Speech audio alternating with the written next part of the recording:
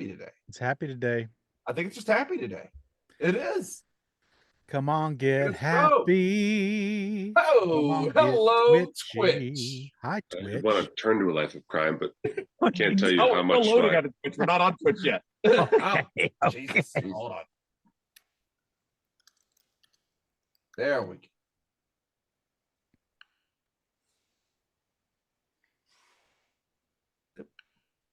This is the good part of the show. That's right. Baby. All right. Any new business before we get started here?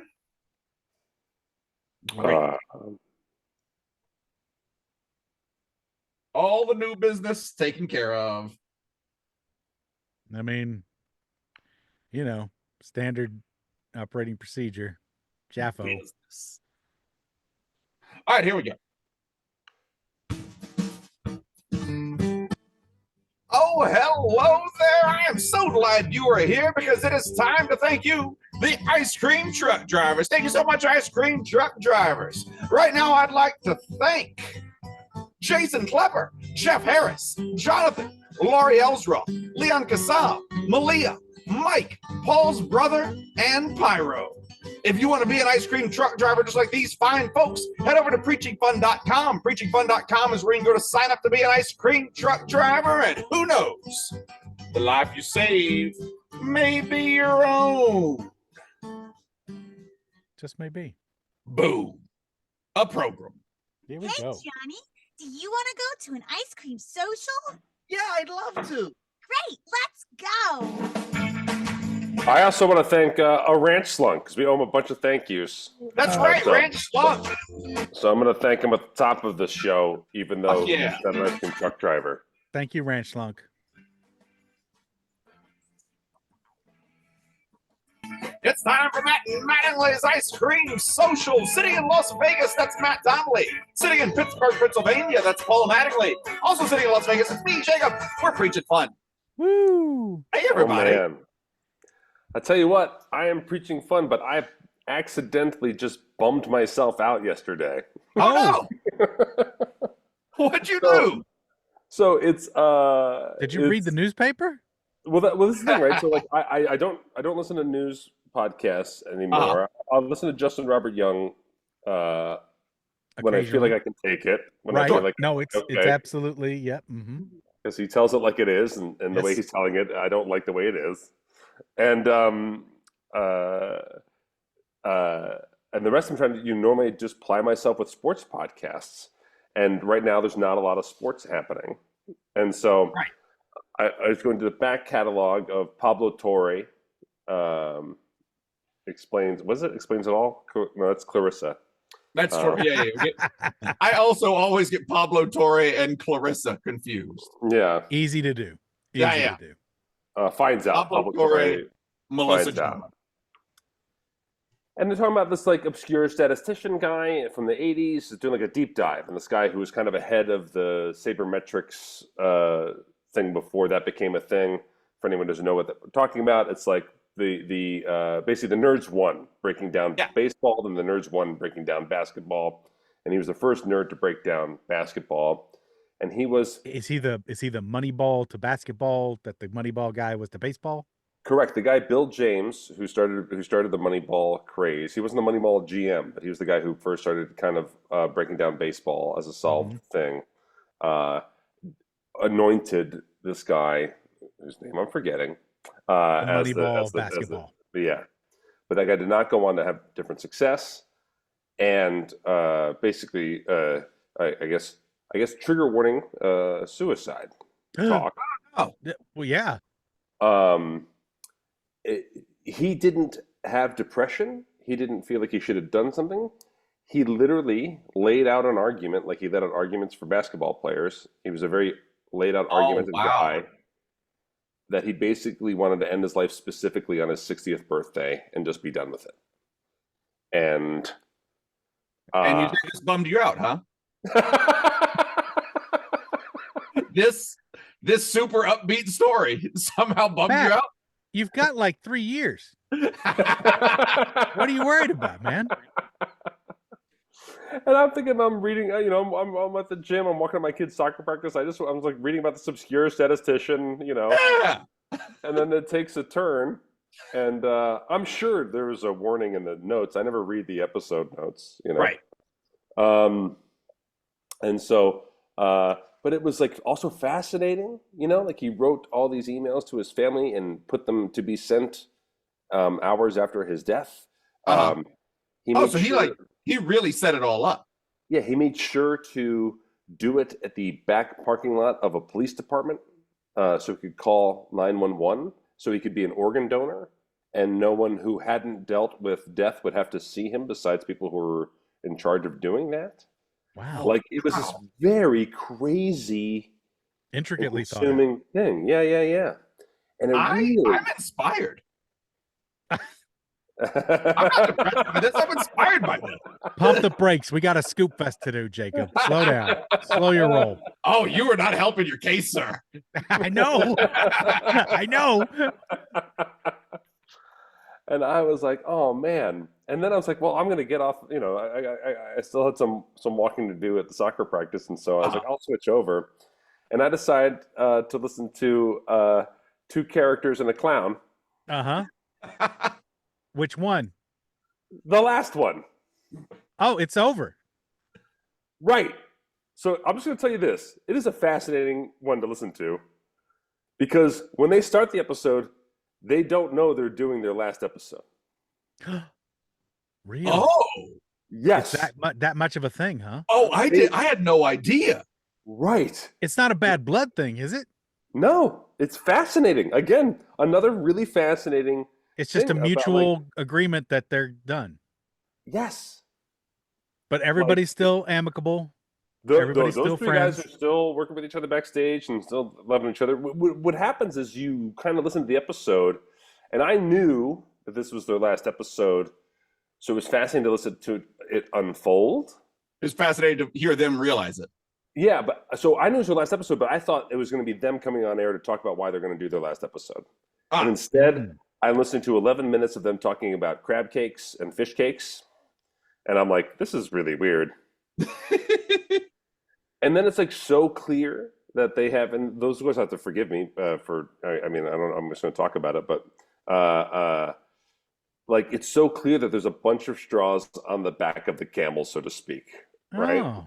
They're talking about how things are changing at work. They're talking about things that they're dealing with at home, and then they talk about getting a complaint email from a listener. And then they kind of get into like, why no, I don't want to go, I want to talk to you guys, but I don't want to talk about stuff on air. Like, I don't want to worry about what I'm saying. Oh yeah. Right. To you guys, right?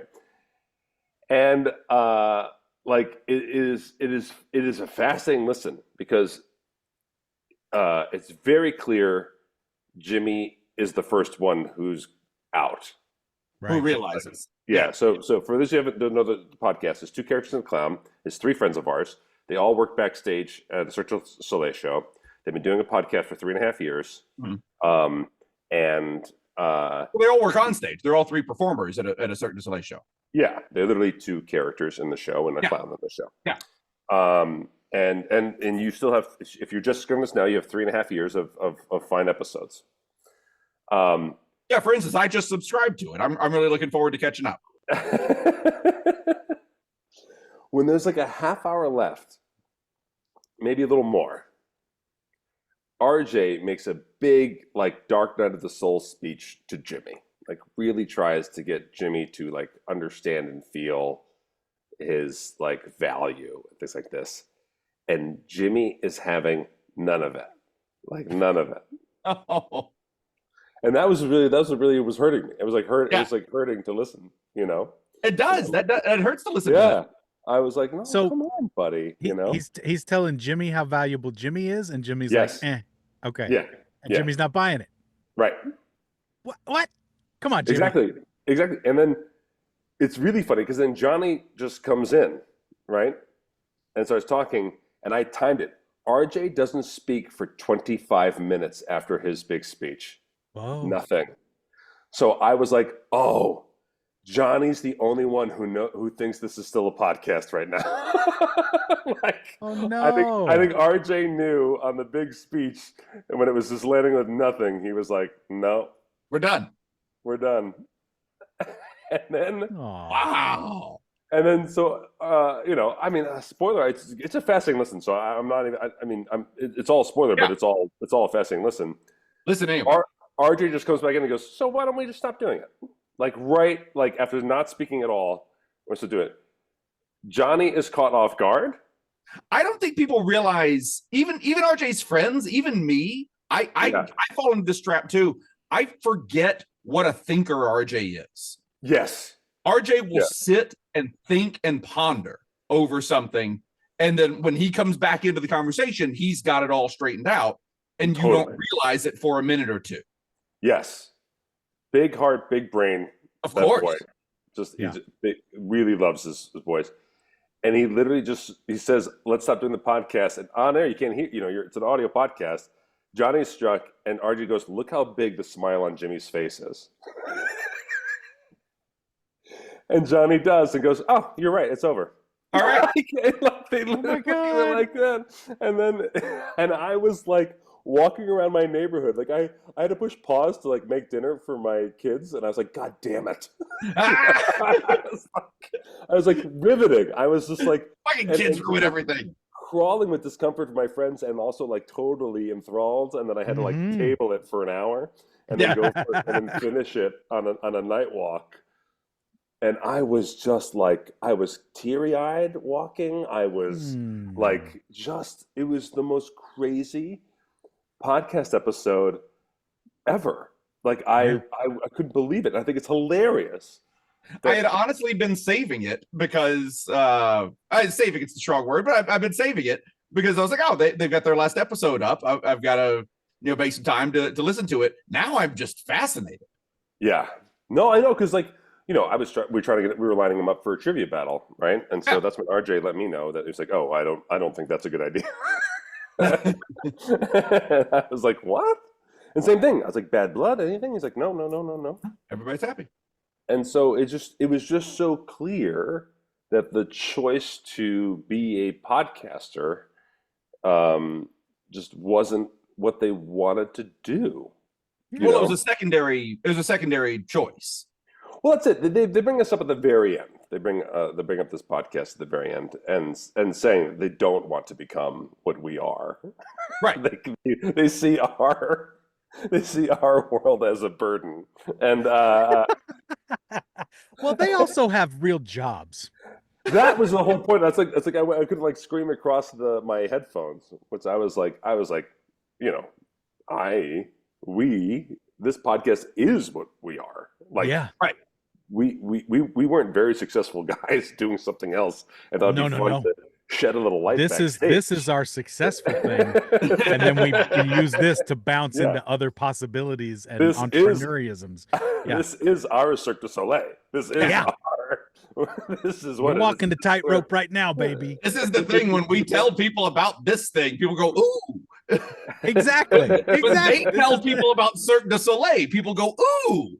We tell people about our little podcast, and people are like, oh, that's very nice for you guys. Yeah, no one goes up to them after their shows. It was like, so do you guys podcast also? Because I really want more of you guys. So Scoop Jesus is saying Jacob was successful, and that's true. But I think Jacob will also make the point that as successful as he is, and he is very good at his job and has a lot of success as a sound guy, he still gets a lot of interactions with fellow performers who are like, so how do you make this thing? How do you make this podcast thing cook? How do you make right? This is a very different thing than what I do. And I tell you what, to Matt's point, and talking to the guys about doing the Cirque shows and then doing the podcasting stuff, I would be a very different podcaster if I didn't have a day job. Every time I talk about quitting running shows, SJ lets me have it. She's like, what are you talking about? You're just going to podcast all the time. If you don't run shows, you're just going to podcast all the time. What are you going to talk about on these podcasts? Right. It's true. It's true. You gotta have some fair. External life. You gotta have some external life before it comes in. Yeah. But no, this is a whole different thing from what I do. When I go and run a show, I mean, I sit back there, I'm executing somebody else's vision, I'm doing all these types of things. Here, it's us. It's like this is our thing. We get to do whatever we want on this because it's us. Yeah. We also all three don't work with each other, right? Like, so like one of the. I was gonna say we don't share a dressing room. We get a break. but with that, like the whole reason why I wanted to do the podcast with Paul in the first place was I was a dad, and all I like to do for my entire teens and 20s was bits. All I wanted to do was bits. All I wanted to do was bust balls and make jokes with friends. And I knew that being a dad would make that go away a lot. Not all the way, but a lot compared to what I was doing. And so I was like, let's get in a space where we can make fun of stuff and do jokes. So it was definitely like a big time branch for me, both personally and professionally, to like get this going. So yeah, and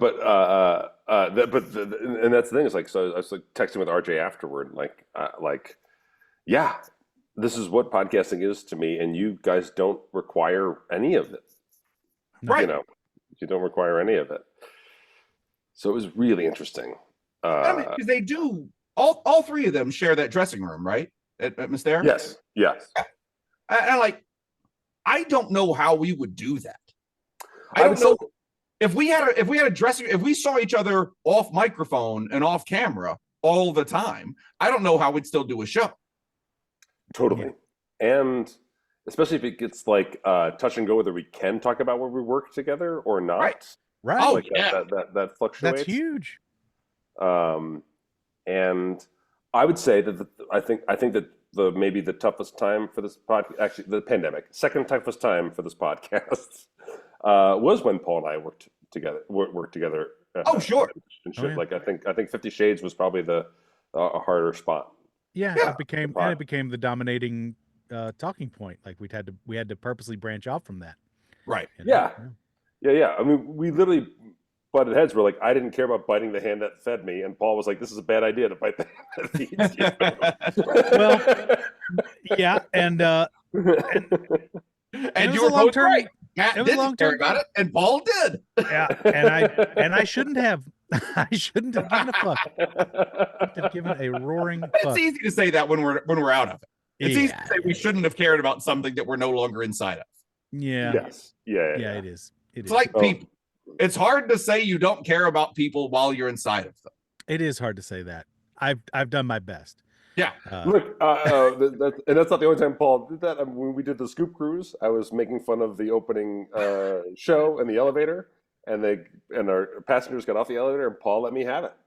And by the way, that was very helpful. Paul was like, "Do not talk shit about anything. Everyone reports everything to everyone on cruise ships. Everybody has ears. You cannot, as an entertainer, talk shit." He was right then, even though my pride didn't want him to be. And I don't think I was too mean about it. You were not. I was probably serious about it though. You were very serious and very direct about it. You were direct about it. I wouldn't say you were mean about it, but you were direct about it. Well, because I'd done 9 months on a cruise ship. Yeah. No, you were just real about it. You were just being real about life, baby. Yeah. Well, that's what I'm saying is like that moment was turned out to be very key to what I'm doing now. There you go. I'm not saying you were wrong in any way. I'm saying like in hindsight, like I was like, boy, not only were you right then, but I'm even more grateful now. I go on cruise ships like everything is bugged. Yes, exactly. And it is. Because it is. It fucking is. I mean, seriously, man. You go to enough ports where everyone's toting machine guns and you get a little sense in your mind like, oh, there could be some shit going down. I bet people are really looking out for stuff. Yes. You know what I mean? Like, you go to enough places where you're like, oh, there's some serious military hardware like back in these ports. They're not gonna let games get played. Yeah. I'll tell you who doesn't let games get played in their ports. And that is the following sponsor. Today's show. I don't believe it. Today's show, the show that I don't think is ending anytime soon, is brought to you. No. They didn't think it was either. What? Matt and Mattingly's Meet the Wolfman, Act 4, Scene 3. Matt escapes the Wolfman by prepping him to perform Unfool Us from Scoopardy. We now take you to Act 4, Scene 3 of Matt and Mattingly Meet the Wolfman. Aroo. Yes. Great job, Wolfman. Love the pizzazz. You have to get the giant, dirty, thick fingernail underneath 2 cards, but then at the top of the deck, but then hold it as one. You're going to lift it up. Oh, man, I'm trying. These paws ain't cooperating. I know. But you're doing very good. It's just called a double lift. You're just going to lift up both cards and show it to the audience like one. What do you say we rearrange my appointment time for a full moon and I can just do my straight transformation routine? The problem is Lincoln at Fools likes to bump people around depending on the schedule, and you're local, so he knows he can bump you around. So you're not going to get the spot that we can't rely on that spot. I get it, but I mean, I'm a rare reverse werewolf. I'm Wolfman all the time except during a full moon. I understand. Why don't we just rehearse some of the lines? Like, so Penn and Teller, did I fool you? You want to try that one? So, Penn and Teller, did I fool you? Okay, I feel like the fool was a little long. Maybe we could just try to trim it up. I've been going to speech therapy for a long time, and it just don't take. Yeah. No, I understand. I think you got a rabbit I could eat. That's a stereotype about magicians. Yeah, come on. That's a stereotype. My ass. That's why I got in the biz. Oh, did you win your team's high school basketball championship while we're doing stereotypes back and forth? Did you come here riding on top of your friend's van? Just because my best friend happens to be named Styles. Very common Teen Wolf references for our modern audiences. Is there a young lady named Boof that has some of your attention, but not as much as it should? Boof! I can't believe her name was Boof! Wait, Wolfman, what was her name? Boof! Enter Hey Scoops at checkout.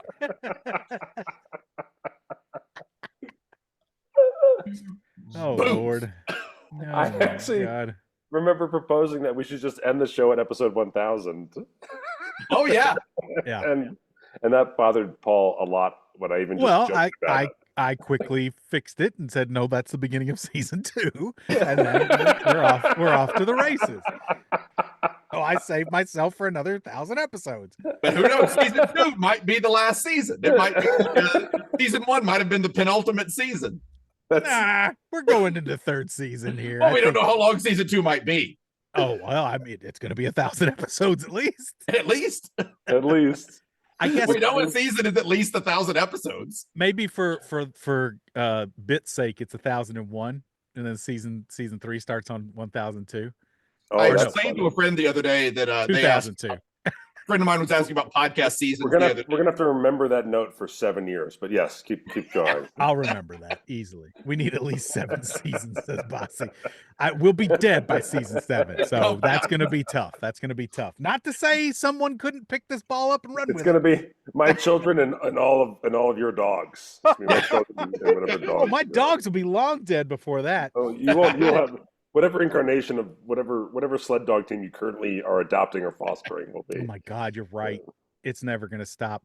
Yeah. So speaking of my dogs, the reason talking to Matt's kids. The reason I was a little bit behind today was we're working with a contractor who their mascot is a little corgi dog in a hard hat. So it's really cute. So that helped get us. All right. Let's say percentage. Give me a percentage. How much of a percentage of you selecting this contractor had to do with that image? Oh, 80% easily. Good. Okay, good. Because that was part of it. And Ann sent me that link and everything. And we saw that. And we're like, we're going to go. So, it was really, they know their market. These are exterior house painters and what do you call it? And so Ann had been looking to get some work done on the exterior of the house for a long time. and she's already had, ideas sent out to professional planescapers that can make it look like, how they want. And so she's got all Right. the paint ideas set, everything set. And we got finally a consultation today. They had to move their time back a little bit just because they were super busy, but we were supposed to be meeting at noon. We ended up meeting closer to 1. So that's why I got There you pushed go. back a little bit time wise, but looks like everything's going to move forward. And hopefully by October, we're going to have new exterior colors and things done. And also the big thing, the brickwork, which I might add, that allowed for the entrance of one squirrel into my basement. So the lack of brickwork. The lack of brickwork. So we're going to get that all touched up. They can do that as well. So we're going to get that all patched up, and they're going to do this process called lime. Right now, the squirrels washing. are outside cutting the brakes in that truck. They absolutely are. They went in, but we're going to get it limed washed, and it's going to look really nice. So the brickwork's going to get touched up, masoned in, fixed up. Wait, what's the lime washing do? It makes it look white. Oh, okay. Instead of, or different shades of white instead of the regular brick color that we have Gotcha. out there right now. Oh, so it's what it makes it lighten up. Okay. Exactly. Some of it is kind of like falling apart. There is a piece of brick missing from the very front of our house where it's really close to a vent for the air conditioning system. Uh-huh. And I could look in that vent and I could see outside of my house. And so I was like, okay, that's fucked up. So currently, that's a vent. The Mattingly fix that's going on for that piece of brickwork right now is a big goopy chunk of great stuff stuck that I squirted into the wall. So you've got all this brick and then this hunk of yellow nasty just hanging off the side. But I would have just suggested a towel. I would have suggested just shoving a towel in there. No, a towel wouldn't have worked. It wasn't that big of a gap, but it was big enough, but the great stuff worked. So there you go. Yeah. Yes, I know, Ranch Slunk. We can't paint exactly. So the lime wash allows this. So look at that. Perfect. Ranch Slunk coming through with the info. Ranch Slunk in the chat says brick should not be painted as it needs to breathe. Lime wash allows for this so that it does not crumble due to weathering. Exactly. That's a big thing because all of the brick on my house is all painted. We finally give him his thank you, and then he's coming off everywhere with these facts. It's pretty great. I know. Well, I'll tell you, the time. Jacob, your brickwork is probably safe given the environment that it's in. I don't have any fact that there's no moisture getting into it. Exactly. It's so bone dry. It's not going to be a thing. But he was just telling us about a painted brick situation that they're dealing with on another home. They spent 4 days trying to get the paint, working to get the paint off so the brick can get worked on again. So it's just a nightmare if you actually do paint your bricks incorrectly. So Jacob had painted bricks. We knew about that. That's what I'm saying. Yeah, I have painted bricks, but maybe the dryness will save me and my house won't collapse. I think that's it. And it's also probably depends on the mixture of the brick and what kind of, like, these are like straight up bricky bricks. Are yours more like non-bricky bricks? No, I'm fascinated where this question is about to go. I am number one Las Vegas masonry podcast. Let's roll. I just got to believe there are different kinds of compositions of the masonry. I am so curious what knowledge of bricks Paul is about to reveal, and what level of brick knowledge he thinks that I have. Are they grade A bricks? Or are they grade B? I'm looking to get some work done on my bricks. Now, these are bricky bricks, you'll know. These are brickety bricks. Yeah, these are brickety brick bricks. These ones have the same intelligence as a U.S. senator. Oh my! Well, brickety brick. Everything about our house is 1980. The house looks like the Ford Tempo that we used to own. If we still had that Ford Tempo, it would. What does that even mean? You could park the Ford Tempo we used to have right next to our house, and it would disappear like camouflage. You know how the Enterprise D has that beige and wood? Sure. No, Matt and I were just talking about that earlier. Yeah, Matt, the Enterprise D with the beige. Where the different browns and tans stands for extra dick. The different browns and tans. So it was a Ford Tempo from 82 maybe was a brown Ford Tempo from 82. I think brown Ford, yeah, around 82 or 84. 84. Go 84. Needs to be a little bit newer than that then. I love. Okay, so we're for those of you listening, we're building up the pictures here of a brown Ford Tempo. Oh yeah, that's good and brown. Yeah, That looks just like your house. It was two-tone though. Like it had the top of it was light beige and the bottom was dark beige, and then the seats were beige. It was just the beigiest fucking thing. And our house is just beige. You got a beige house. The crazy thing about it too, they just replaced the windows before She's we a moved in. beige house. She's mighty bland, boring as all get out. She's a beige house. No curb appeal at all. Just making you forget it exists. Yeah, it is. I mean, for me personally, I could give a shit what the exterior of the house looks like because I've made the interior look like, at least my basement, a vomit of color and craziness. You know, I mean, it's nuts down here. It's special. I love it. I love it down here. It's crazy. It makes me happy. And it is a very nondescript home. Like if you were looking for like a place to just hide forever, this would be it. But it's going to be this beautiful cottage blue and whites. But when they put the new windows in on the house, the windows that they got had a green interior trim that was just part of the build, like it's metal green, and it just looks wackadoo. So anyway, we're getting everything fixed up, and it's going to be really lovely. And the fact that this company can fix windows, the fact that this company can fix the brick as well, makes me really happy because, like I said, some of it's being held together with great stuff. So there you go. Well, squirrels are being held out with great stuff. Yes. Great stuff. Single-handedly keeping squirrels out of the Mattingly household. It's keeping something out. It's keeping some stuff out. Yeah. Latter Day Scoop says, my basement is the suburb equivalent of stabbing a person in the attic just to see color. The Arctic just to see color. Oh, yes. Okay, yes. Then that makes more sense. Yeah, kinda. Yeah. I drive along. I pull up to my Every time I go up into my attic, I go completely colorblind. It's terrible. Well, I do pull up to my very nondescript drive, and then I open the basement door, and then blah, just hit with a flood of color. And also in the chat, Cat of Clumsy knows what's up because that dog ain't no dog. That's 3 squirrels in a dog costume. It's a heist. Yeah. It's a heist. It's a heist. It's a heist. Could be. If only we could get in, but there's so much great stuff. I'm seeing some faces in the chat here that are going to get thank you videos from my son. But it's that time of year where my son makes adorable thank you videos if you donate to him.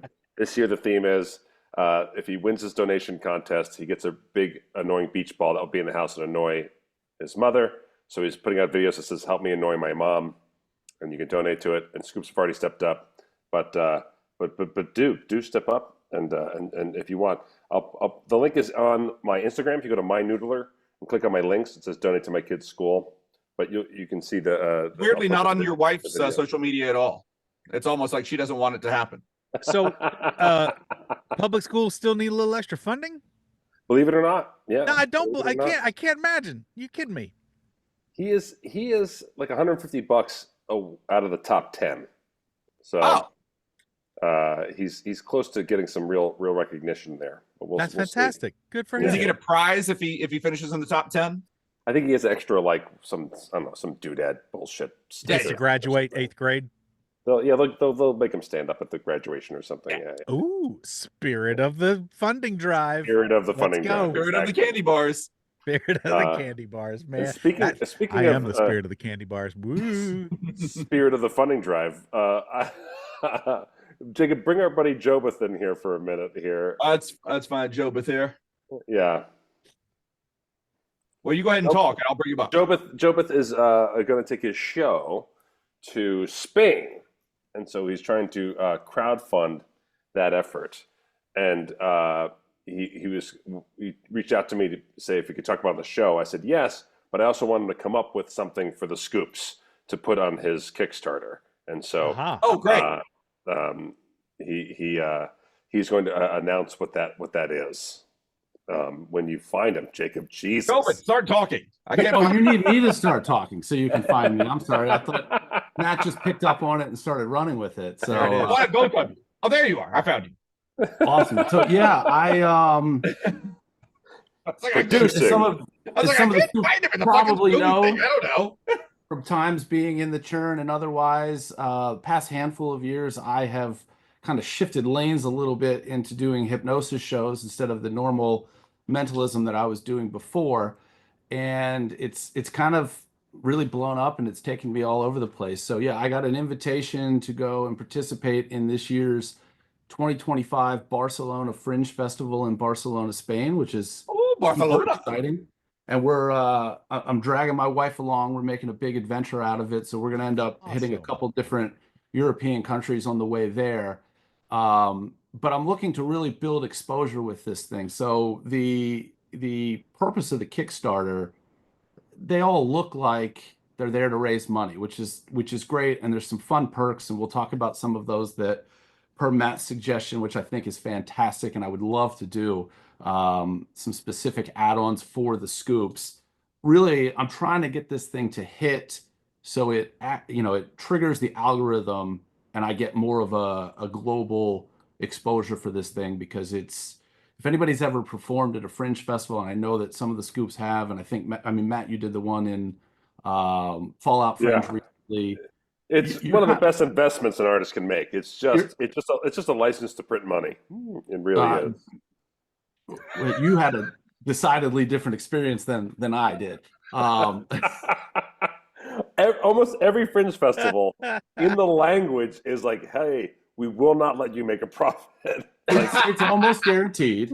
it's So- almost guaranteed that like you can ask to break even at best. There's usually language in the application that says that.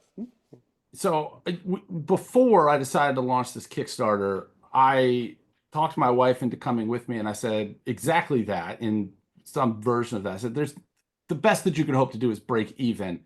We're going to make a vacation out of this, that I happen to be doing a run of shows. That Perfect. way, nobody's mad about the money." Yeah. That's it. But I want the exposure. I want full rooms. My shows are far more fun with a lot more people in the room. And it's a really different type of show, because usually hypnotists, they do their thing, bring people up, get whoever they can into trance, and then they've got this script of routines that they go through, of the silly shit that they make people do.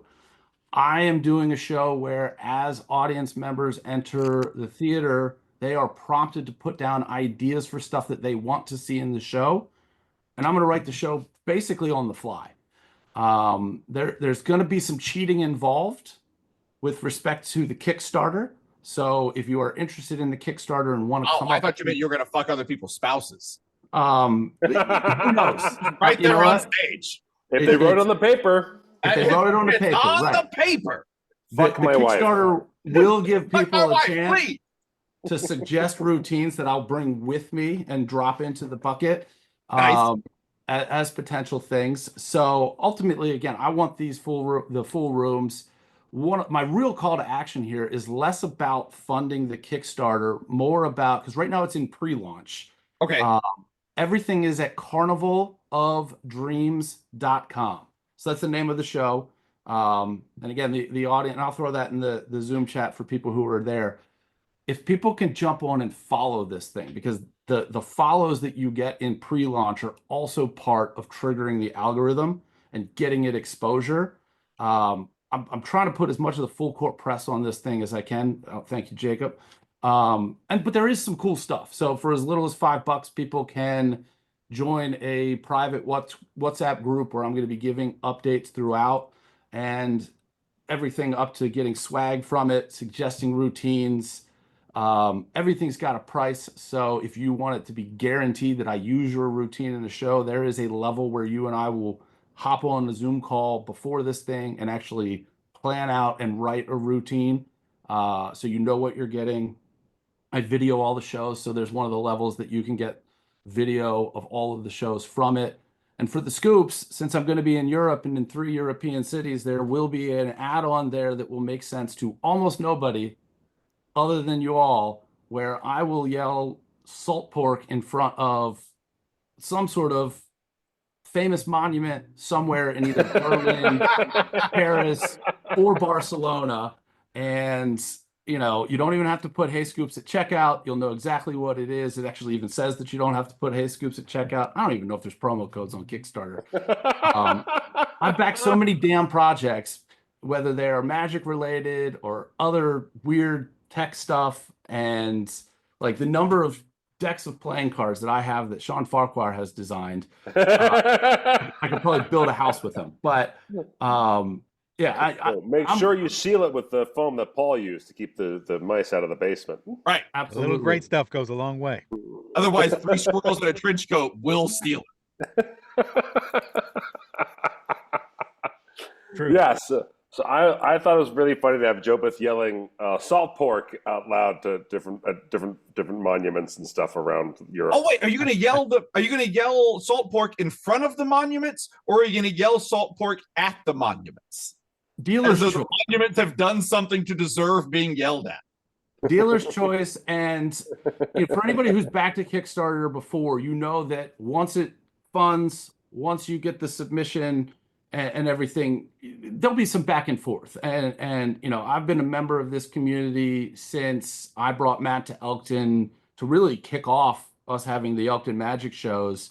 And I kind of backdoor obelisk myself because of wanting to kind of do some research on. For a second, I thought you were Matt. going to tell a fun story about you and Matt in the early days. Hey, I mean, there's plenty of fun stories there. Yeah. It was very similar to Wolfman's appearance on Fool Us. Very similar.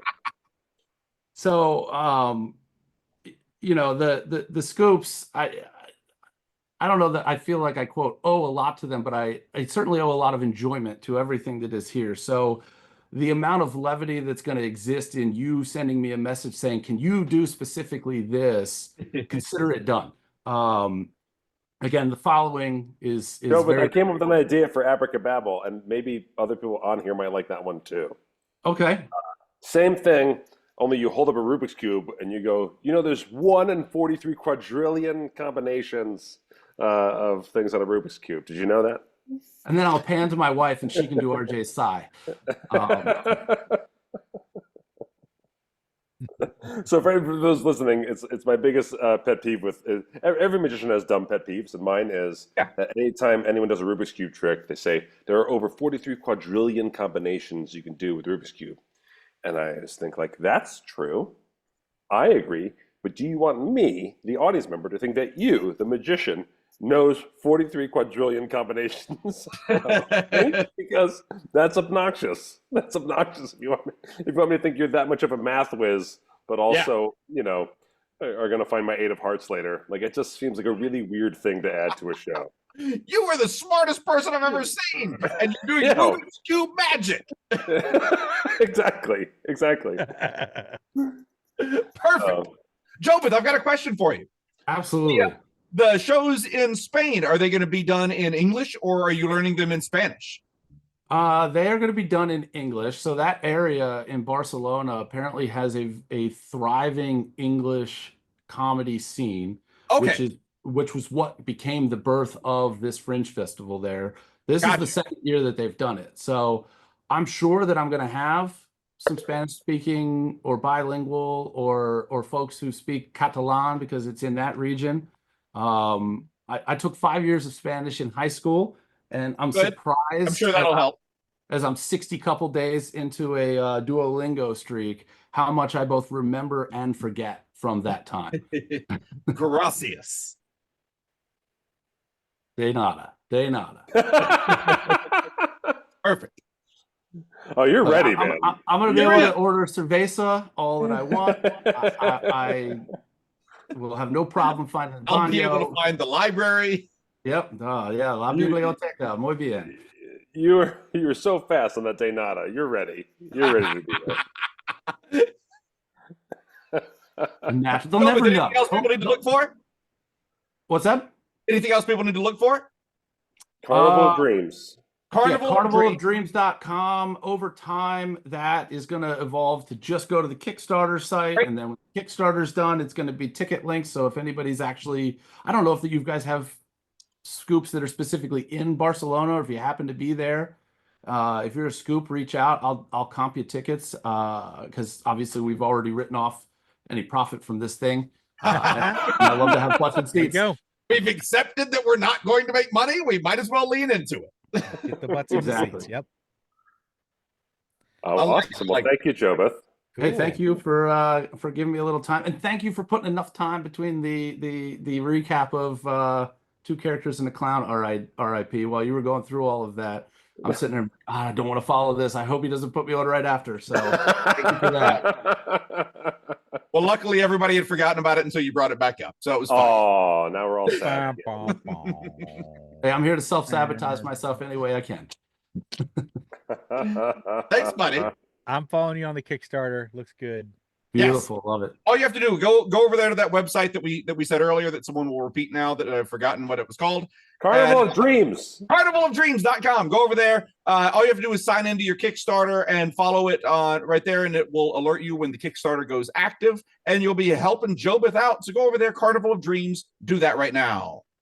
Love it. Especially Thank if you you're all. sitting there watching us on Zoom. You can just go over there on your device and do it while you're still watching. It's right here. You're right, here. You're already here, buddy. You're already here. I'll tell you who else is already here and will probably be performing at oh shit, I just muted Matt. Sorry, Matt, I just muted you on your Zoom. Sorry, that was a not too subtle hint. I understand. I'll check myself. I forgot what I was gonna say. Following sponsor. Disco Daycare. That's right. I heard somebody say Disco Daycare. Tonight.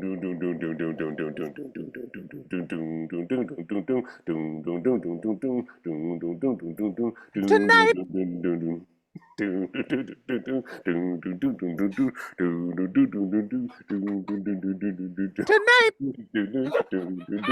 I'm watching you, baby. Tonight. I'm watching you, baby. Tonight. Everybody get I'm comfortable. watching This you, will last a baby. while. I'm watching your baby walk around, making sure your baby stays safe.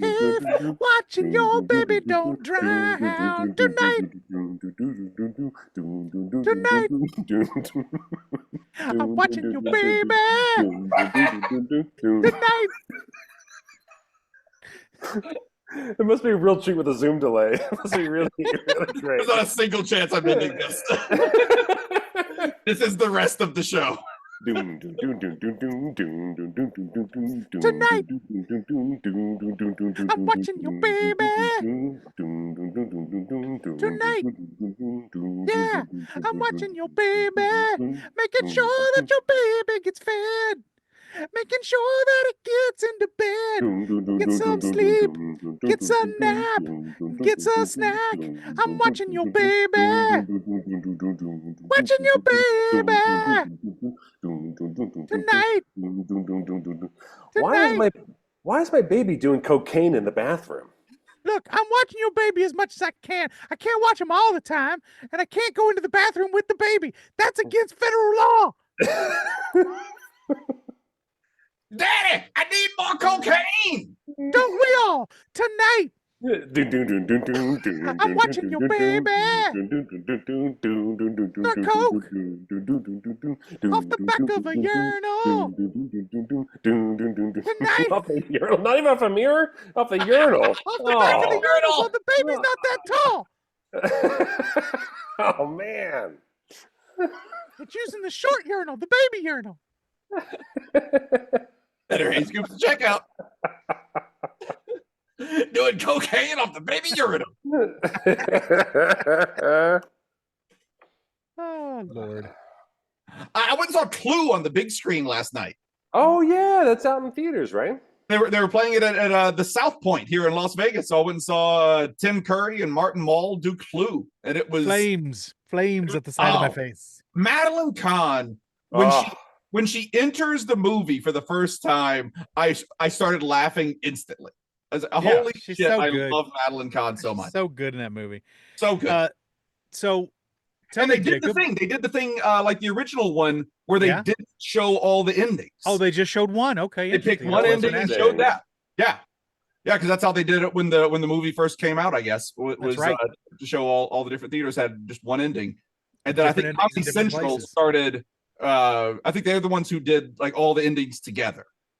When Right. Comedy Central started Well, re-airing I think the movie, they did it on the VHS. The VHS release had. Oh, all is the that endings. what it is? Yeah, the Got it. VHS went, and maybe it went like this, and Right. maybe it went like this. Yeah. Oh, so Comedy Central showed that part.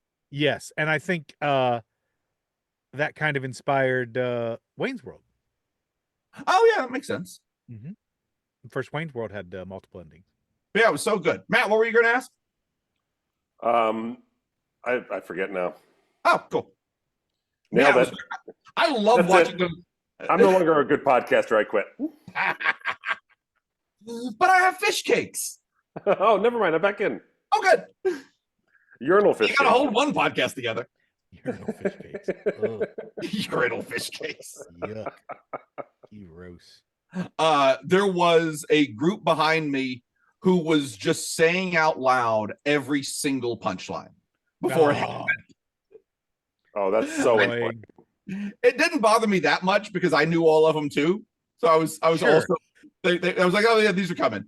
Do you think Yeah. this is an effect of it being a Tim Curry movie, and they're kind of just I think vibing on that Rocky vibe? Yeah. I think so. I think they were just having a good time. I wasn't mad at them, but they were doing a lot. I was also sitting next to a I don't know. You know me, I can't tell how old kids are, but it was a little girl. She seemed to be like, I don't know, 12, maybe 12, 13, something like that. And it is really great sitting next to someone at a movie that you love. And as you're watching it, you realize how formative it was to you, especially to your comedy as you're watching it. And you're sitting next to a preteen little girl who is so unimpressed with everything, the screen might as well be blank. Wow. It was so great. It made my night. Like, this kid doesn't give a shit about this at all. Just hated it. Just hated it. Really? It was like just sitting there, you could tell like every reference to it, because there are it's a more dated movie than you think it is. There are a few Sure. references there that you're like, if you don't know what, like Hoover is on the phone at one point. J. Edgar Hoover is on the phone at one point. And somebody makes the comment, Tim Curry makes the comment, he's like, he's on everybody else's phone, why shouldn't he be on mine? Right. Like, oh, that's a funny J. Edgar Hoover running the FBI joke. Right. That is not applicable in 2025 at all. No. Now, how old is this individual? Oh, the kid was like 12 or 13. Oh, okay. So yeah, no. No. She was just, I was like, why did your parents bring you to this? You clearly hate all of this. Well, and it's also just a factor of movies were a little bit more slow paced back in the day. Slower. Yep. Yeah. So, that's hard to shift that brain, especially at 13. My God. I get it. Yeah. Mm-hmm. I get it. You forget that the whole Mr. Body's a real acting flex. You totally forget that there's a big buildup before the murder happens. It really And is. Mr. Body has to be like, I am the greatest actor in the world. He has to come in. It's like the only actor in the movie you don't know who it is. Yeah, exactly. And he has to come in and just try his damnedest to take it over while Tim Curry is on the other side of the room, just being Tim Curry. Exactly. And you just feel terrible for this guy. I watched it again. That's it. I was like, I watched it again like 4 years ago or something. I was like, oh, I forgot this guy really tries to throw a flamethrower. It just really isn't happening. It really comes across as a big lighter. Yeah. This poor guy. He's just trying. Yeah, when I was younger, I did not comedically understand how subtle and awesome Martin Mull was being. So we were watching it as an adult. He's so funny. It's so subtle, and he's such a groveler. Like, it's so great. His looks are great. He keeps on like touching Mrs. Scarlet in vaguely inappropriate ways. And she just keeps on being annoyed by it and shooting him looks or hitting him or something, and nobody ever acknowledges it. I was just a little too young when they started doing the Fernwood Tonight reruns on Nickelodeon. Yes, yeah. It went over my head. I was still, Yeah. I just wasn't there, but I'm sure now I'd appreciate it a lot more. I missed Fernwood as well. Yeah. Mm-hmm. Oh yeah, that's so. Oh good. yeah, we did it, guys. We're just gonna sit around now and think about nice things. One that we big enjoyed from our sigh. childhood. Think about those movies Everyone, we watched. let's just think about old movies for a minute, guys. Oh, quietly. yeah. Remember there were movies? Oh man. What was your favorite movie when you were 14 years old? 14 years old, 14 years old, 14 years old. 14. Oh man. Fern Gully Wood. That's the one where they had to shoot the dog at the end. Oh my God. Well, they didn't have to shoot the dog. They got to shoot the dog. I'm sorry. They got to do it. They got to shoot the dog. Spoilers. I'm sorry, Latter-day Scoop. Spoilers. Let's do some Scoop mail. Oh, I got a Scoop mail today from House Dad. After watching Raya and the Last Dragon, what is Raya? Or is that one Raya thing? the Last Dragon? Raya and the Last Dragon, is one thing? Yeah. Oh, okay. Yes, one thing. So after watching Raya and the Last Dragon, I asked my daughters what animal they would like to put a saddle on and ride around. I told them that I would put a saddle on a hippo because they are spectacular. Plus, the land and water speed and maneuverability really checks all the boxes if you ask me. The 3-year-old chose a cow, which is incredibly on brand for her personality-wise. The 2-year-old went giraffe, which is very koala-like of her, and a solid choice. Please allow me to ask you that same multi-million-dollar question. Besides, my mom, what would you like to saddle and ride around? Lovingly, that's the House Dad. So other than House Dad's mom, what would you like to throw a saddle on and give a little ride to? Let's make it exciting. All the choices are only people in this chat. Okay. So we have Jobeth. We have... I would like to do a giant bumblebee. Giant bumblebee? Oh, so we're not even in real animals anymore. We're already out of real animals. I'm already out of real animals. I'm going to giant bumblebee because I don't want to hurt a real animal. I want to go with a giant bumblebee because also I want to fly around. It'd be like a sectar. Yeah. A gazoon type. Yeah. Oh, you guys all remember sectars, right? Of course you do. That short-lived toy line, sectars. Do you not remember sectars, Jacob? No. Matt, do you remember sectars? I don't. So How many sectars. times did Paul say the word sectars. Sectars is a If toy Matt line. might know what it is before he decides that we don't. It was a little expensive. The figures were a little closer to 7 inches. They were pretty tall, and they would ride on the backs of giant bugs. And the bugs were the big feature of the toy line. So the bugs had these big wings that you could manipulate, but the cool thing was they were puppets. You put your hand into the bug, and your hand became the bug's legs. Oh, yeah, I do remember that. Of course you do, because sectars were fucking cool. And so you would fly them around, and they'd be riding on your back, and they had a huge playset. Their playset was fucking enormous. The sectar, it looked like just a wall, a chasm wall. It was really cool. But yeah, sectars would fly around, and they're redoing sectars now. All right. Sectar again. Sectar. Yeah. I think I want to ride like a giant train, like a mechanical bull, like wheel the giant train. What? You heard me.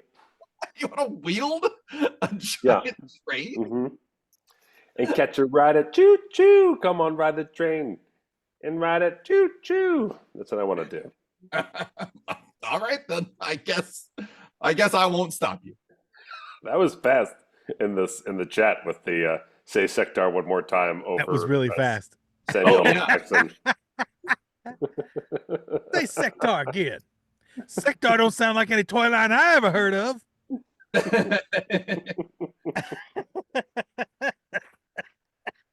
You know what they call a quarter pound of sectars in France? What? Oh, Nerdy. I just call found them out. le bugs und warrior. Les bugs de finger legs. The bug the finger leg. Yeah. That's what sectar translates into. I just found out in the chat you can ride inside a train. That was really what a waste of time. Wow. So silly. Oh shit, man. Yeah. Ba, ba, ba, ba. I don't know. I think Jacob. hippo is a good idea. Hippo is a solid rideable animal. It's tough to ride. Get your legs all spread way out. I mean, it's gonna be Well, you can do some kind of saddle situation, some kind of seat situation. maybe a nice side hippo saddle. Yeah. Paul is holding his phone up to the camera now to show off what I assume is his amateur. It's sectars. I'm just letting people this is the benefit of joining up on the Patreon and coming into our feed. You get to see extra content like this, like sectar. See, they're finger fighting. As sad as this statement makes me, Paul's video has made me. Oh, Paul, your package has arrived.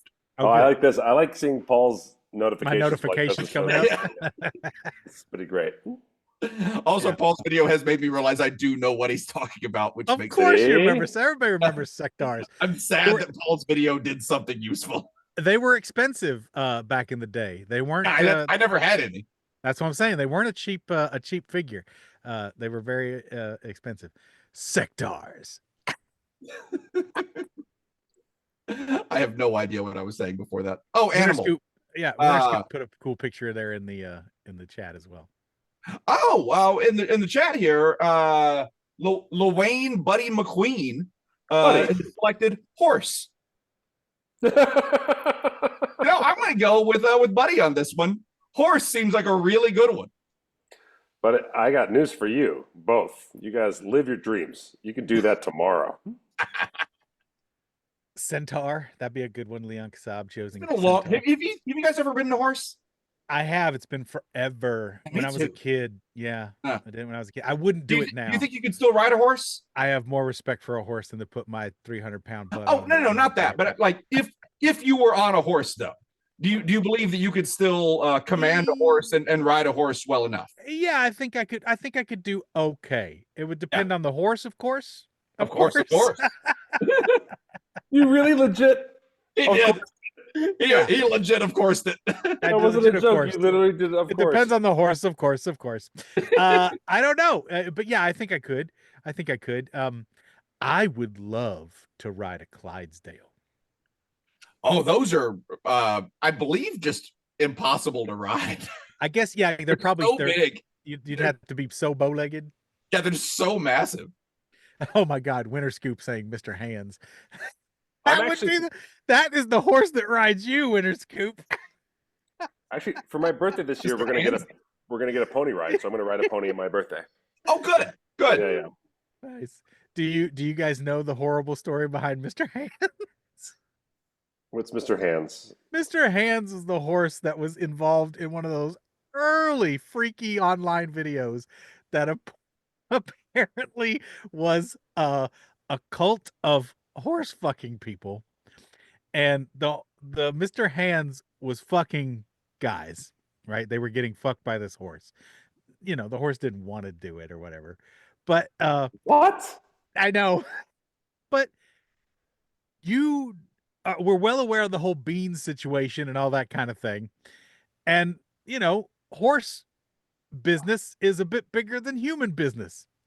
And the story was that Mr. Hands got this guy, but ruptured his intestines, and he's died over time from being fucked by a horse. Oh, I have found it. I found the Wikipedia page on it. Yeah, this is upsetting. It's dark. It's a real dark thing, and it's one of those very early internet things. I gotta tell you, for a Masonry do not podcast, screen share is right. I'm not screen sharing. No. It has taken a turn.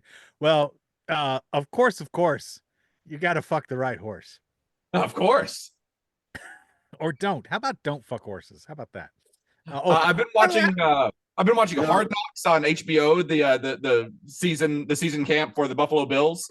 Yeah. And one of the linebackers, I think, either a linebacker or a defensive lineman, he's really into horses.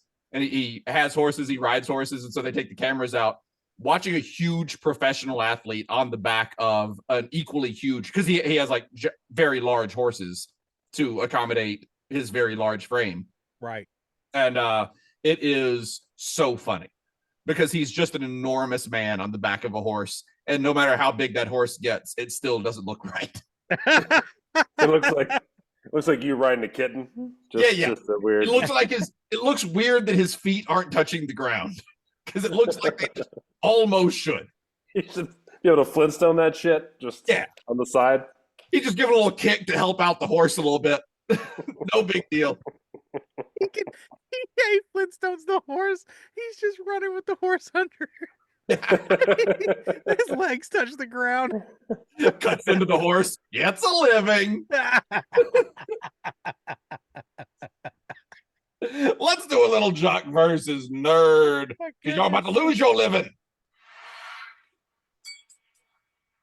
Ladies and gentlemen, it is time.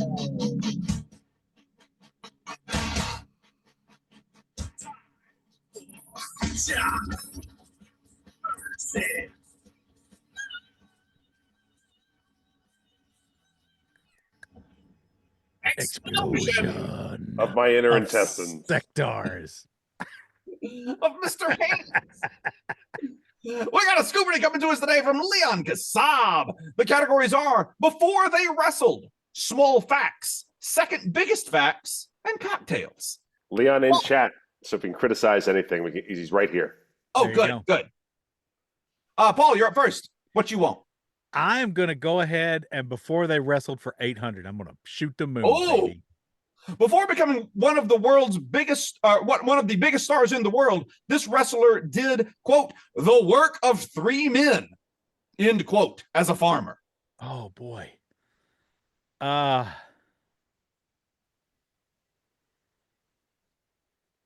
Ooh, I'm going to guess Iron Sheik. Oh, okay. Let's try Iron Sheik. Andre the Giant. It was Andre. Andre the Giant. Leon, Paul hates your game. No, I don't. Not at all. Oh, shit. I also fucked that score up. I put nobody guessed. Paul got it wrong. Well, there's no points. It's all good. Right. You should have negative points. Matt. Oh, no. I don't agree with that. Was that before or after Jack Kerouac drove him to school? I think it was after Jack Kerouac, but before Roald Dahl. Okay. I will take small facts for 200, please. At 32 days, this 9th president's term is the shortest in U.S. history. I think it's William Henry Harrison. William Henry Harrison is absolutely correct. I died in 30 days. Died of pneumonia. Tippecanoe and Tyler. Tyler. That's it. Yep. Tippecanoe and Tyler too. Canoe and Tyler too. It's me. I'll try. You learn your history so you don't repeat it. That's why we learned our history today about Mr. Hands. That's right. I'm just trying. Mr. Hands. Between that and Sectars, I've saved some lives today. Good job. I'll try small facts for 400. Need to be more toys that you put your hands in. Answers. Oh, the boy. The smallest incorporated town in the United States is Monowi, Nebraska. What is its population within 20? Oh. Home of Future Scoop Fest. I'm going to say 21. 1. It's made. LCM Eiler is the only resident. Wait, is 21 within 20 of 1? What's that election process like? This feels a little sneaky. It's either very simple or very complicated. Yeah, it takes all year. Yeah. I think I get that right. I don't know. I'm saying I got it. I said 21. I was within 20. Yeah. Well, Leon said fine, so there you go. Yeah, great. Paul. Before they wrestled for 600. Despite being part of a famous wrestling family, this superstar tried his hand at professional baseball before stepping into the ring. Damn it. That's the only one I was going to get right. Macho Man, Randy Savage. Oh, wow. I didn't know that. Oh, yeah. Randy. I know that the Saints used to have the kid of one of the Legion of Doom on there. Oh, really? He was an offensive lineman. Yeah, he was Animal's kid. Animal's child. That makes sense. Yeah. They might still play. I don't know. Matt, you're up. Anthony and Buddy are right next to each other in my chat windows. Are they right next to each other in your chat windows? It looks like they're trying to punk us by like twinning right now. It looks like they're trying to do the same. I can't see. Even Buddy now just lowered his screen to match him. Oh, I see him now. Oh, that's funny. It's like we're playing Guess Who with our Zoom chat right now. We've been defeated. Preachingfun.com. Join us on Zoom. Yes. You get to see people do those kinds of things. Shenanigans aplenty on the Zoom chats. I'll take small facts for 600, please. This point guard was the shortest player to start in the NBA. Oh, it's either Spud Webb or Muggsy Bogues. Oh, I forgot about Muggsy Bogues. It's got to be Spud Webb. It's got to be Spud Webb. I'm going to go with Spud Webb. All right. Muggsy Bogues. Damn it. Y'all were both so confident on it. I was sitting over here thinking, like, I think it's Muggsy, but y'all were both so confident that it was Spud that you convinced me. I'll try small facts for 800. England's shortest adult monarch was Charles I, who was estimated to be 5'4" at the start of his reign. Approximately how tall was he by the end of his reign? I'd say approximately 5'4". No, he probably lost his head, right? Oh, is that what they're doing? They're taking into consideration he's like 6 inches shorter because he got his head cut off or something? Oh, yeah. So, yeah, I'll say he's approximately 1 head shorter. Approximately 4'8" because his head was chopped off. Any answer means gets credit. Yeah, great. Just like what happened with Muggsy Bogues. Just like what happened. He would have been a much taller basketball player. Yeah. Yeah, if he had kept his head. If he had kept his head. Paul. Before they wrestle for 400, please. Prior to becoming a wrestling star, he played bass for the band Ruckus, presumably before SJ joined. Oh. I think this is Hulk. All right. Hulk Hogan. Yeah. Matt. This is where he started saying like he almost was in Metallica. It's like, fuck off. That's right. Fuck That's all the right. way off, you lying Shit turd. like You lying racist he was turd. supposed to be Mickey Rourke's part in The Wrestler. Oh my God. He's just so full of shit. It's unbelievable. Yeah. Matt, you're up. Well, now he's full of dirt and worms. Not yet, I don't think. I think they're still getting an autopsy. There's some weird there's some weird stuff about medical malpractice going on with his death. I don't know. Oh, wow. It seems to be kind of sketch. We'll have to have Gawker will tell us. Okay, I will do second biggest. No, actually, I'm going to do cocktails for 800, please. All right. 3 ounces of dry gin, 1 ounce vodka, 1/2 ounce of Lillet Blanc. Stir with ice and strain into a chilled cocktail glass with a lemon zest for garnish. I think this is a Vesper. A Vesper? You're absolutely right. It's a Vesper. Oh. It's me. I'll try cocktails for 600. 2 ounces of gin, 1/2 ounce of maraschino liqueur, 1/4 ounce of creme de violette, 3/4 ounce of lemon juice. Shake with ice and strain into a cocktail glass. Garnish with a brandied cherry or flamed lemon peel.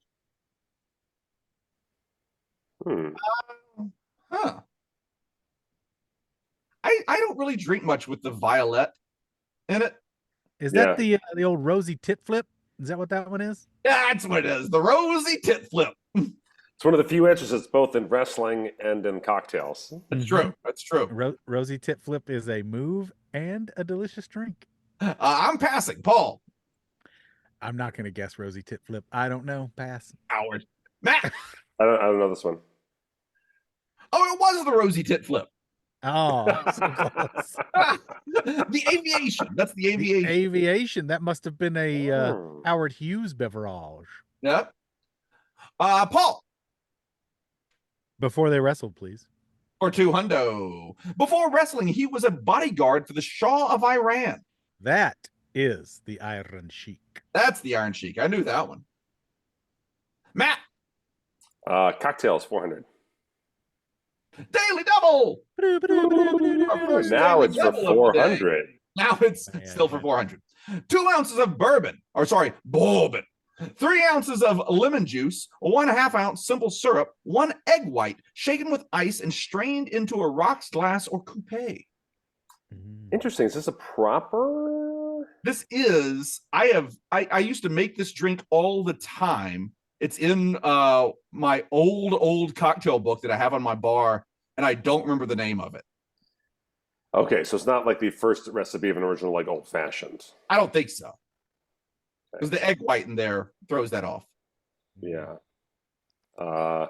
What is a Kentucky omelet? Show me Kentucky omelet. A whiskey sour. Whiskey sour. Whiskey Oh, That's not what I lemon was thinking juice of and at all. simple syrup is sour mix. I'm dumb. But the egg white? I don't get the egg white in there. I think a lot of original recipes called for egg white because Oh, it gave like a froth on the top when you shook it in a cocktail shaker. That's true. People liked it. I'll close out cocktails for 200. Oh shit, it's the other daily double. Whoa. Oh, shit. Holy Oh, rosy shit. nipple flips. Now it's You're for doomed. 1200. 1 cube of sugar muddled with I never know how to say that word. Bitters, and angostura. I think you got Bitters. And a tablespoon of water, add 2 ounces of bourbon or rye, stir with ice, strain into a rocks glass, garnish with an orange twist. It's, Your mom. It's called Chimera bitters. it. That's it. But go on. That's the old fashioned. Yeah, there it is. That's what Ann Paul, you got loves. second biggest facts for 2, 4, 6, or 800. I'll Score go- check. I am at 2,400. Paul is at 1,200. Matt is at 0. Oh, I gotta go For now. 800 to try and keep it fresh. All right, 800. Second biggest facts. Second most abundant gas in Earth's atmosphere. Farts. Nitrogen. Nitrogen is incorrect. Oh, Oxygen. nitrogen is number 1. Shit. Nitrogen is number 1. Yep. Fart. Matt. I was told it was hydrogen. That's why I never lit any candles. Good idea. Smart. Play it safe. Stay in the dark. I will do second biggest facts for 600. Second largest country in the world by area. Causing all kinds of hysteria. This is the worst Beastie Boys song ever. Land maps. Let's do it. I don't know. Do you know there's like a group right now trying to advocate for more accurate maps because Africa, the way we show on maps, is basically seen too small. So they're trying to like create a different map so that we show how large Africa is. Yes, that's been moving for a while. Yeah, I think it's worth dedicating your life to it. Huh. I don't know. Pass. Oh, that passes to me. Yeah, I mean, it's got to be second largest country by area. Oh, I've got points. I can play around a little bit. So Russia's real big. China's real big. This isn't going to be one of those where, like, because the maps are drawn wrong, it's like Greenland or something. No, I don't know. I don't think so. So Russia or China? I would think so. One of those. Got to be. I think Russia is smaller than China, so I'll say Russia. Canada. Blame Canada. I will. Canada is number 2. Russia is number 1 with 6.6 million miles. Square miles, I guess. I don't know. Yeah, great. Canada. That's me. I'll try second biggest facts for 400. What is the second longest river in the world? Let's see. The Nile. Oh, wait. Shit. I always get confused. You got the Nile and the Amazon. The Yucatan? The Yucatan. Yeah, the Nile, the Amazon, and the Yucatan. And the old man? That's it. Yeah. The old man river. I think those are the two. I'll say the Nile. It is the Nile. Nice. Amazon number 1. And Paul closing out the category and the game. Second biggest facts for 200. Second longest reigning monarch in world history. Ooh. The second longest reigning monarch in world history. Which monarch stood in the reign the longest? Which monarch stood in the reign the second longest? I think it's Queen Elizabeth I. Queen Elizabeth I is incorrect. It's Queen Elizabeth II. 70 years. Louis XIV of France was first with 72 years. Oh, man. Paul got that wrong, but that doesn't matter. I win with 2,200 points. Matt is in second with 0 points, and Paul is in third with negative 600 points if I had done all the scorekeeping correctly. That's right. From Leon Kasab. Thank you, Leon Kasab. Yes. If you want to send us a Scoopardy or a Price is Right Jock versus Nerd or regular Jock versus Nerd, what's the other one? Price is Right. Obelisk. That was it. Those are all the Jock versus Nerds out there. Matt is drinking from his phone. So come on over there. HeyScoops.com. Right there on the homepage, you can make us a Scoopardy. You can make us an Obelisk. You can make us a Price is Right, Jock versus Nerd. You can do all the things. You can send us some Scoop mail all there at HeyScoops.com. Hey, you know what else you can do at HeyScoops.com? What? You can buy your tickets to Scoop Fest. Whoa, that's right. Shit. That's the what you need Scoop to do. Odyssey. Come join us in beautiful Las Vegas, Nevada in September next month. As you were listening to this episode, September 2025, the last weekend, the last Thursday, Friday, Saturday in September, come on down to Las Vegas, stay at the Orleans, tell them that you're here for Scoop Fest. They'll give you a discount room rate there and do everything with us there at the Orleans. Come on down for Scoop Fest. Oh, there are even still some tickets for the Jacob's Whiskey Barbecue left. We opened up a couple of new tickets. So I think there are like 4 tickets, maybe. A literal available. Handful left. Yeah. Jump on it. Only because we opened up a couple of new ones. So we have opened up a couple of new Whiskey Barbecue tickets. So if you were hoping to come out for that, come on out. We have we have some fun surprises for both Scoop Fest and for the Whiskey Barbecue itself. Look, that's a second wife spotting. 2 wives. Another wife spotting. 2 wives in a single podcast. Amazing. No one trank dart her. Never been done before. Get on Scoop Fest. Jacob, did you send us thank yous? I did. All right. I should look at those. Okay. I want to thank the following people who support us over on our Patreon page. And these people also put egg whites in all of their drinks. That's Kurt Henderson, Kurt Egner, Kristen Kladick, Colin Tony, Kiwi Fruit, King Scoop, Kimchi Douche Scoop, Kevin Dory, Kevin Chamberlain, Kenneth Soto, Ken Fargi, Kelsey Kundari, Keith Robert Corning Scoop, Keister Sunday, Kay Mathis, Justin Robert Young, Judy Schneider, Juan Galaviz, J Rock Scoop, and Joshua Wilson. Big thanks to these people who only in the middle of it did they realize they were in their last podcast. Jay Shapiro, Jason Yanowitz, Jason Victor, Jason Vasquez, Jason Street, Jason Speckland, Jason Horkostas, Jason Klepper, Janine Lankard, Jameson Fisher, Jameson Hubble, James Dawson, Jake Schneider, Jacob Dinklaker, I Want a Scoop Baby, Ice Blue Scoop, Ice Cream Manwich, Ian Soto, Ian A. Chapman, I Don't Have a Scoop Name, and Hillian Scoop. I want to thank the following people who all played bass in the Rose Tit Flip Trick band before becoming wrestlers.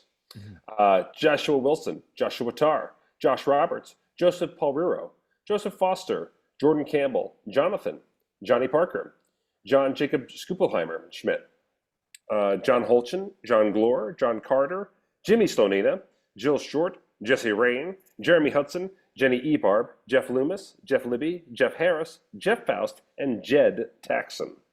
Big thanks to these individuals who also have their own headcanon for the true ending to the Clue movie. House Dad Scoop, Holly Marshmallow Lightly, Heather Devine Hanson, Hatchet Scoop, Gwarthok, Guy Wade, Grill Sergeant Scoops, Green Wolf Scoop, Gravel Scoop, Greater Sunday Scoop, Gizmo Scoop, Gerardo Garcia, George Guskov, Genetic Scoop, Gene Zink, Gelato Steve, Gelato Problems, Gazpacho Scoop, Gasman Scoop, and Garrett Godfrey. And the following scoops were all thoroughly unimpressed when their parents took them to see a movie that was dated when it came out. That's Galen Diggs, Galactic President, Superstar McScoops a lot, Galusha Scoop, Fudgy the Whale, Frozen Cusser, Frozen 49th Scoop, Freeze Dried Scoop, Freehold Scoop, Frankie's Tiki Scoop, Flat Kidney, Finn Stephenson, Fifi, Fade Out Scoop, Evil Monkey, Erotic Scrape Scoop, Eric Nielsen, Elton Magic Scoop, Alyssa Walzak, Edward Bender, Edless Scoop, Ed Wagner, Ed Ondrick, Ed Arms R. Marcus, Dwayne Webb, Duke Scoop, Duck Flambe, Dr. Tobias Scoopy, Dr. Scoop Little, Dr. Science Scoop, Doug Lay, Don't Say Scoop Name, Don Doty, Doc Scoop, Distiller Scoop, Dirty Old Scoop, Dippin' Dot Jack, Dole Whip Scoop, Derek Dozer, Dead Laszlo, David Walker, and David Sorensen. Thank you all so much. Thank you all so much. If you want to be thanked on air, if you want a discount code to ScoopFest, if you want invites, ad-free episodes, all that stuff, head on over to preachingfun.com. We did it. We did the Three free wives. wiver. We did it. We did it. 3 wives. 3 for 3. Amazing.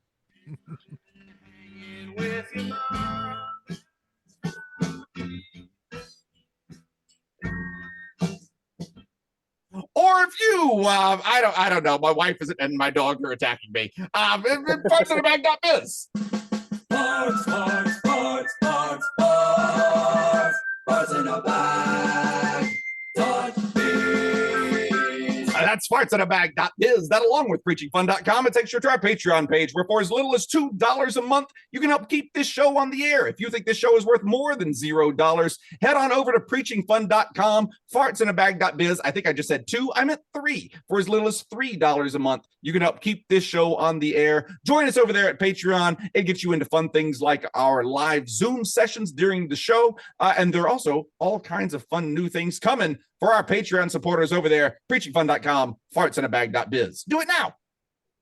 Yeah. Thank you guys so much out there. Stay safe. We love you, and we'll see you soon. You too. Recording Matt on a new microphone today. It's very exciting. We're going to see how it turned out. Oh boy. By this point in the episode, if you're listening to it, you already know how it turned out.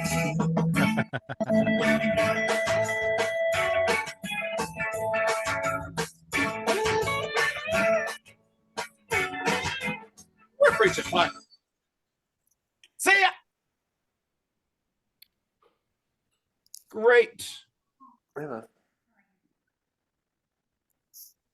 Hey, Sarah. Thanks, everybody. Thank you, everybody. Jacob, Yes. because I can't mute on this recorder, so I turned the volume down and turned it back up. So check make sure you have an equalizer, right, where the volume goes, you put it through a file to make it all the same volume or whatever. Yeah, I do stuff like that. Maybe my garage band might do that too. I just check towards the end, make sure my volume's still the same as the beginning. Gotcha. Cool. We're good for regular time on Friday. Yes. I think so. Great. Twitch, thank you for hanging out with us. We sure do appreciate you. And we will see you next time. Bye, Twitch. Bye, Twitch.